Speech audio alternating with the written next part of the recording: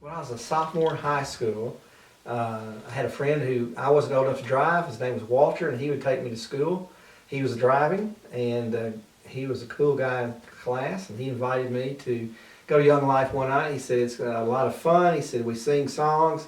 There's a funny skit, and the guy gives a talk.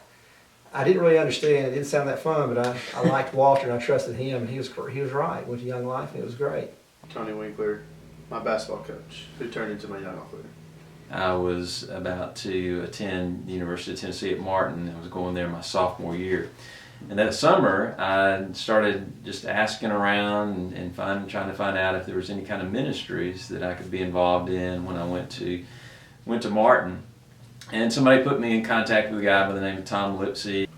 He was this guy who stood out in the hallway every single morning and just incredibly positive. He was always the person that you were thinking, why aren't you so happy at 8 o'clock in the morning? I got to the school, didn't know anybody in Young Life. The only person I knew was Tom. And so I showed up to this meeting, and all the Young Life leaders were going down to Jackson for a training meeting. And I happened to ride in the car with Norma, who ended up eventually being my wife.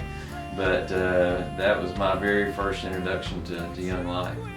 I guess I was a sophomore, and I went to a football game. I was sitting there in the stands, whatever, and I saw this guy in the stands behind me. He looked really old, and I was like, what is this guy doing here?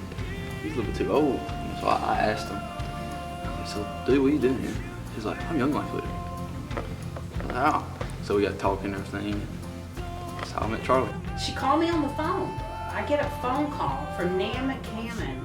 She says, my name is Nan McCammon. Would you like to go get, a Coke? Oh, what? But I did it.